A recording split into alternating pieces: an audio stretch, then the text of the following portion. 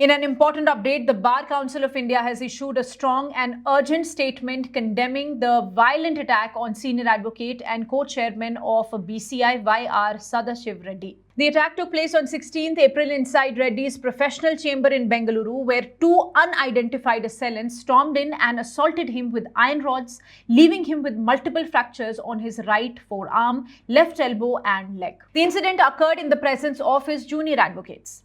According to the FIR filed by Reddy, the assault appears to be linked to an old complaint from a woman which had already been addressed and closed by the Karnataka State Bar Council 2 years ago. The BCI has termed the attack as a premeditated act of intimidation stemming from personal vendetta and a resistance to the regulatory powers of bar councils. In a press statement released, the Bar Council of India has described the incident as not just an attack on one individual but an assault on the legal fraternity at large, raising concerns about the growing trend of violence and harassment against advocates across the country. The BCI has revealed that several lawyers have reported threats, office intrusions, and even intimidation targeting their families, especially those handling sensitive criminal or public interest litigation. In response, the BCI has called upon both the central and state governments to immediately act. Its key demands include police protection for all advocates under threat regardless of their Its major demands include police protection for all advocates under threat regardless of their designation,